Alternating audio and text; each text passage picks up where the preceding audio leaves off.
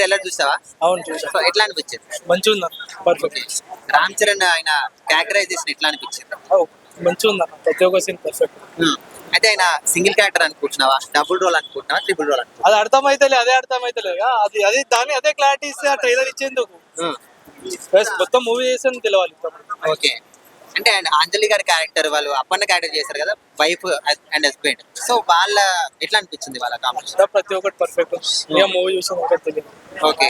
అంటే పాలిటిక్స్ ఎక్కువగా చేశారు కదా, మరి ఆంధ్ర పాలిటిక్స్ ఏమైనా చూపించే అవకాశం ఉందంటే? ఓకే. సరే, రామ్ చరణ్ గురించి ఏం చెప్తారు, ఆయన యాక్టింగ్ గురించి? అయినా ముందు నుంచి అయినా సరే గట్టిగానే ఉంటది అన్న, ఇప్పుడు అదే గట్టిగా ఉంటది అనుకుంటున్నాను.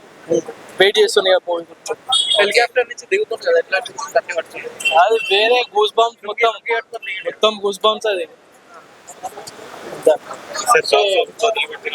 అది గట్టిగా మొత్తం పలిగిపోవాలి, పీస్ పీస్ కావాలి.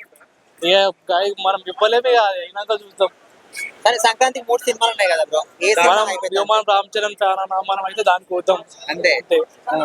అంటే అప్పట్లో చిరంజీవి గారు ముగ్గురు మునగాల సినిమాలో 3 క్యారెక్టర్లు చేశారు కదా, సో ఇట్లా అట్లనే అనుకోవచ్చా ఇందులో కూడా? ఇంకా ఆ ట్రైలర్ ఇచ్చి ఏం ఫైదా, మనకు అదే క్లారిటీ వస్తే మనం మూవీ ఎందుకు చూస్తాం? ఎక్స్పెక్ట్ చేస్తున్నావు? ఏమో. సరే, ట్రైలర్ చూసిన తర్వాత మూవీ గురించి ఏం ఎక్స్పెక్ట్ చేస్తావు? చూద్దాం అనుకుంటున్నా, డబుల్ క్యారెక్టర్ అనుకుంటున్నా నేను. ట్రిపుల్ ఏమో డబుల్ అనుకుంటా, చూద్దాం. సో ప్రతిసారి వీళ్ళు ముగ్గురు సీనియర్లు వస్తుండే పోటీకి, చిరంజీవి, బాలకృష్ణ, వెంకటేష్. కానీ ఈసారి ఇద్దరు సీనియర్ల మధ్య, చిరంజీవి, బాలకృష్ణ మధ్యన ఒక యంగ్స్టర్ రామ్ చరణ్ వస్తుంది. సో ఎలా అనిపిస్తుంది? చూడాలన్నా ఇక దాని గురించి మనం ఏం చెప్తాం. అంటే ఒకరిని తక్కువ ఒకరిని ఎక్కువ చెప్పలేము. విజయ్ సూర్య క్యారెక్టర్ ఎలా? అంత పర్ఫెక్ట్ అన్న ప్రతి